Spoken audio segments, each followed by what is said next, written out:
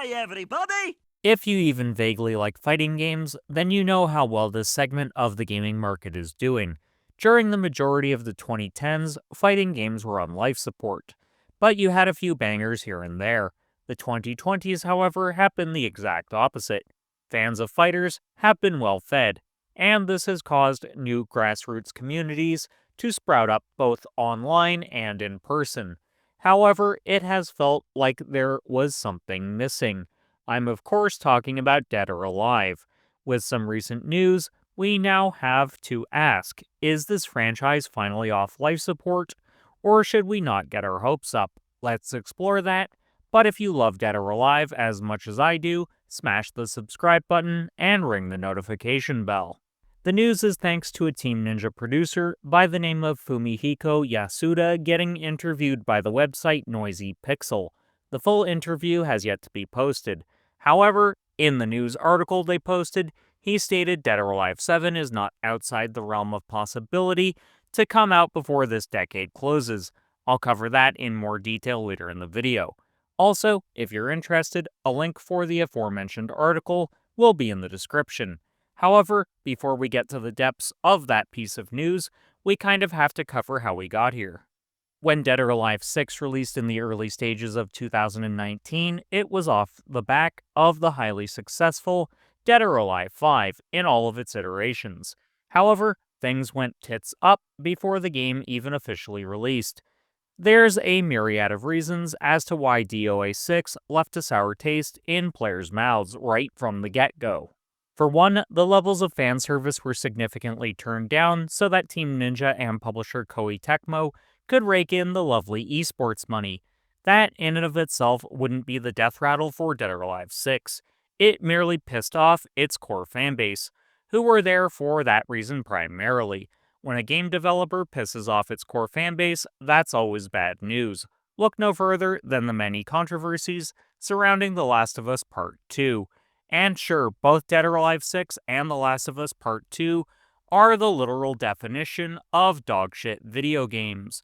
But I know which one I'd rather be playing, since DOA 6 can be fun some of the time. Okay, so the game was off to a bad start with its core fanbase. Things couldn't get worse, surely. Oh no, things were just starting with Murphy's Law absolutely buggering this game to hell and back.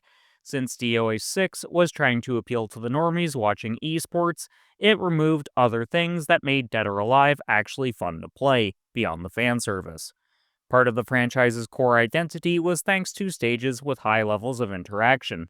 Now, that was by no means a new feature to 3D fighting games, merely something Dead or Alive 5 was highly built around, which led to some fun, flashy cinematics. With Dead or Alive 6, on the other hand, a lot of that was gone, and in its place, we mostly got a lot of highly static arenas that all played the same, which ultimately caused a lot of the maps to feel samey, and that was kind of a problem, as there's only so much of boring arenas you can take before the game becomes a crushing ball ache to play. This was partially done to make the game more balanced at tournaments.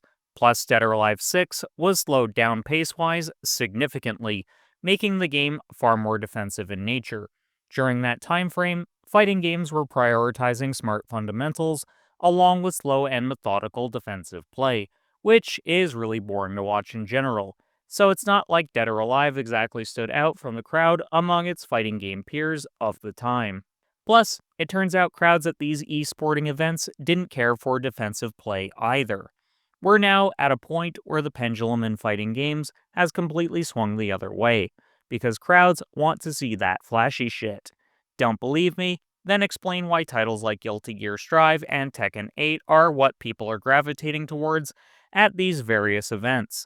Admittedly, Strive is the slowest Guilty Gear has played in the modern era, and the game is vastly stripped back in terms of mechanics, but it's still a very flashy game, and thus is going to turn heads. Tekken 8, on the other hand, is very offensive and very flashy, making it a really fun game to watch and play, also whilst capturing a lot of what made Dead or Alive 5 in its various guises so fun to play. But boring-ass gameplay wasn't the final nail in Dead or Alive 6's coffin. For that, we have to look at how egregiously bad Koei Tecmo was in regards to the dreaded microtransactions. Which was the style at the time. You see, during the mid to late 2010s, developers and publishers realized they could make more money by nickel and diming players to within an inch of their lives. This is still an issue during the early to mid portions of the 2020s. However, things have become significantly less egregious because publishers now realize they have to offer at least some value in these microtransactions, beyond just slightly different color of the base costumes. On top of that, Dead or Alive 6 made things especially scummy as they would charge you if you wanted to change the hair color of your character. It also wasn't a one-time fee. That microtransaction would happen every single fucking time you wanted to change it. On top of that, the season passes would actually cost more than the base game itself. So it was all around a toxic cesspool and only the absolute dumbest of numpties was going to pay for it. This sheer amount of slimeball behavior is when fans finally had enough, voted with their wallets, and moved on from Dead or Alive. Though it should be noted, even the beta for the game was plagued with bullshit too. There was one notable glitch where you'd start controlling your opponent's character instead of your own. That's some Bethesda level of quality control there, folks. Tell me when I'm telling lies. I know I babbled a lot in the previous section, but it was kind of required to get us to where we are now. The Dead or Alive franchise hasn't exactly been dormant, as we've gotten games under the Extreme sub-series. However, the fighting game side of the franchise has lived up to the dead part in its title. However, a couple of years back, right when both a new Dead or Alive project and what became Ninja Gaiden 4 were quietly announced out of nowhere, gave the community a spark of hope. After Ninja Gaiden 3 and one very failed spin off, which shall go unnamed, it seemed like that series was officially 6 feet under. However, that got revived to great financial and critical success earlier in the year, with a new mainline game, a remake, and a spin off. So there's definitely some life left in DOA 2, especially when we look at what Yasuda said in that Noisy Pixel interview. While he's not as easy to read as Nihon Falcom's president Toshihiro Kondo, Yasuda did effectively say the quiet part out loud here. Right now, they have no concrete plans. However, he also said Team Ninja plans to release at least one game per year, while also stating their games take 3 to 4 years to develop. And I think that last bit of information is super important. This means Team Ninja are developing games on the shorter side of the industry average of 3 to 5 years. For the sake of the argument, let's say Dead or Alive 7 hasn't entered full development yet, but it entered it as of today. That would mean the absolute earliest we'd see it would be sometime in late 2028, but more than likely it would release sometime in 2029. That would mean roughly a decade would have passed between mainline entries.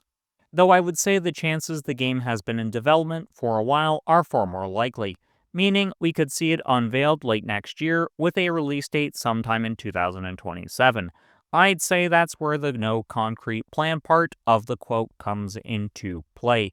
If you were to ask me when we see the game, I think it gets unveiled at EVO in 2027, and we see it launch sometime in the early to mid portion of 2028. I think there's a very real chance Dead or Alive 7 ends up being a cross-generational title, and one of the first, since it would make a lot of sense to do it that way. We're now inching closer to the release of the 10th generation of consoles. Some have speculated that will happen in 2027. However, I think that's being a little optimistic, meaning they probably pop out sometime in 2028.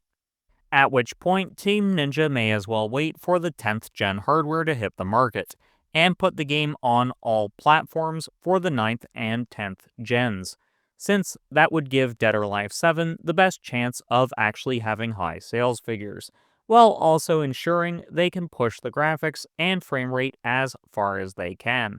I'm by no means a frame per second snob, but even I can admit fighting games always feel and play best when they're targeting 60 frames a second.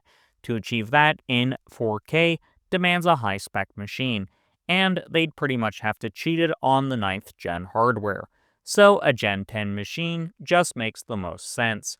But overall, I think we're going to see Dead or Alive return before the 2030s dawn. But do you think this was Noisy Pixel just trying to generate clicks, or do you think we're actually going to see Dead or Alive sooner rather than later? Let me know in the comments section. Also, if I've got you for a few more moments, why not consider checking out my video where I built my dream roster for Dead or Alive 7. If that doesn't tickle your fancy, I have other fighting game videos you could check out. But until next time, keep blazing that trail.